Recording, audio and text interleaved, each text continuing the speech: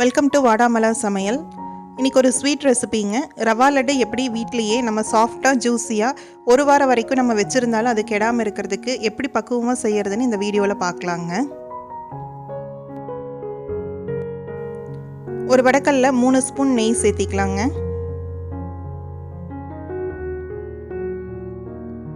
நெய் சூடானதுமே ஒரு 15லேருந்து 20 முந்திரி பருப்பு நம்ம பொடியாக கட் பண்ணி வச்சுருக்கிறோம், அதையே சேர்த்திக்கலாங்க.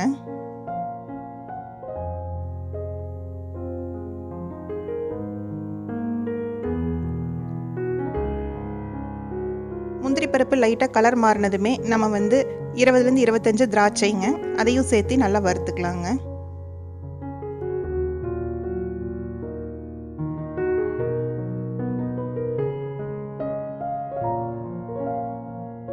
இது நல்லா பொன்னிறமாக வறுபட்டதுமே நம்ம அதை எடுத்து தனியாக வச்சுக்கலாங்க.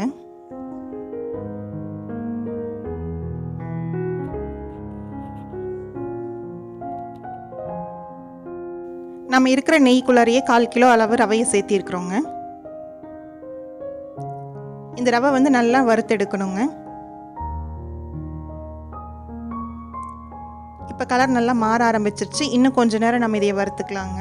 நம்ம ரவை இந்த மாதிரி நெய்யில் வறுத்து செஞ்சாதாங்க ரவா லட்டு ரொம்ப சாஃப்டாக ஜூஸியாக டேஸ்ட்டாக கிடைக்குங்க.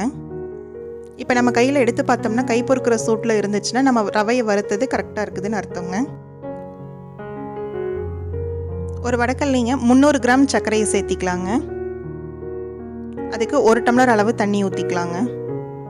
நம்ம இப்போ சர்க்கரை பாகு பண்ண போகிறோங்க. இந்த பாகு ஒரு கம்பி பதம் வர அளவுக்கு நம்ம கொதிக்க வைக்கணுங்க.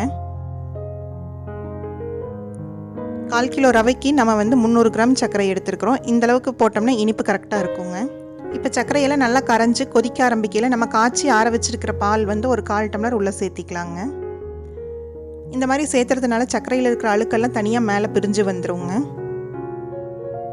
நம்ம கொஞ்ச நேரம் இந்த மாதிரி கிளறி விட்டுட்டு இருந்தோம்னா நல்லா பிளாக் கலரில் அழுக்கெல்லாம் இந்த மாதிரி ஓரத்தில் சேர்ந்துருங்க. நம்ம இதை வெளியில் எடுத்துடலாங்க.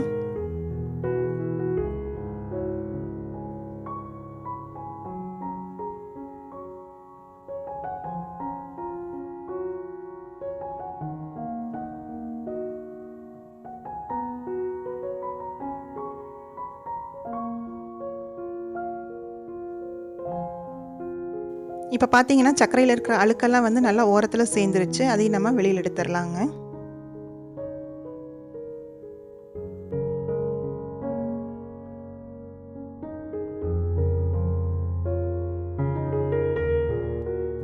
இப்போ நம்ம சர்க்கரையில் இருக்கிற டஸ்ட் எல்லாம் வெளியில் எடுத்தாச்சுங்க. இப்போ பாவு நல்லா கொதிக்க ஆரம்பிச்சிருச்சு.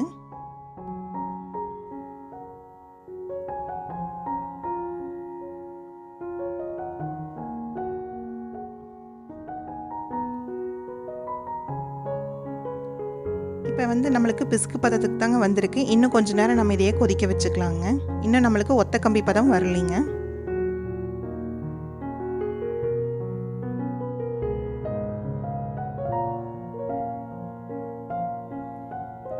இப்போ கம்பி நல்லா நம்மளுக்கு ஸ்ட்ரெயிட்டாக வரலைங்க, விட்டு விட்டு வருது. அதனால் இன்னும் ஒரு 5 நிமிஷம் நம்ம கொதிக்க வச்சுக்கலாம்.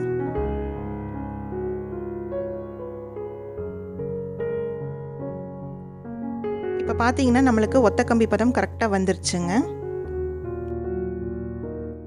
இந்த பதம் வந்த உடனே நம்ம வறுத்து வச்சுருக்கிற ரவையை உள்ளே போட்டு நம்ம நல்லா கொதிக்க வச்சு வேக வச்சுக்கலாங்க.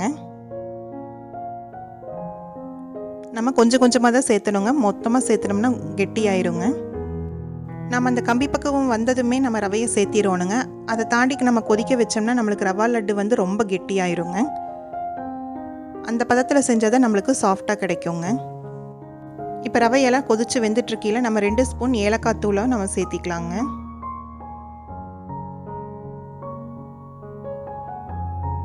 அது கூட நம்ம வறுத்து வச்சுருக்கிற திராட்சையும் முந்திரியும் சேர்த்து நல்லா கலந்து விட்டுக்கலாங்க. இப்போ இதெல்லாம் நல்லா கலந்து விட்டு நம்ம ஆற வச்சிடலாங்க. இப்போ இந்த ரவை நல்லா ஒரு கை பொறுக்கிற சூட்டுக்கு ஆறி இருக்குதுங்க. ரொம்ப ஆற வைக்கக்கூடாது. நம்ம இந்த சூட்லேயே பாலை தொட்டு நம்ம லட்டை பிடிச்சிடணுங்க. ரொம்ப ஆறிடுச்சுன்னா லட்டு ரொம்ப கெட்டியாயிரும், நம்மளால் உருண்டை பிடிக்க முடியாதுங்க. நம்மளுக்கு தேவைப்படும் போது நம்ம பாலை லைட்டாக கையில் நனைச்சிட்டு இந்த மாதிரி உருண்டை பிடிச்சோம்னா நல்லா அழகாக ரவுண்டாக கிடைக்குங்க. அவ்வளோதாங்க, நம்மளோட ரவா லட்டு ரொம்ப சீக்கிரமாக சூப்பராக ரெடி பண்ணியாச்சுங்க.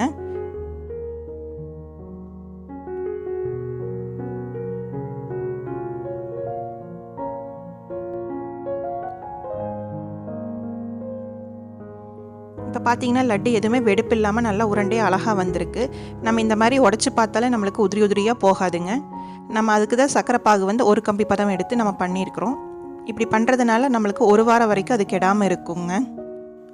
நீங்களும் இதை வீட்டில் ட்ரை பண்ணி பார்த்துட்டு எப்படி இருந்துச்சுன்னு சொல்லி கமெண்ட்டில் சொல்லுங்கள். இந்த வீடியோ உங்களுக்கு பிடிச்சிருந்ததுன்னா லைக் பண்ணுங்கள், ஷேர் பண்ணுங்கள், சப்ஸ்கிரைப் பண்ணுங்கள். கூடவே இருக்கிற பெல் ஐக்கானையும் கிளிக் பண்ணிடுங்க.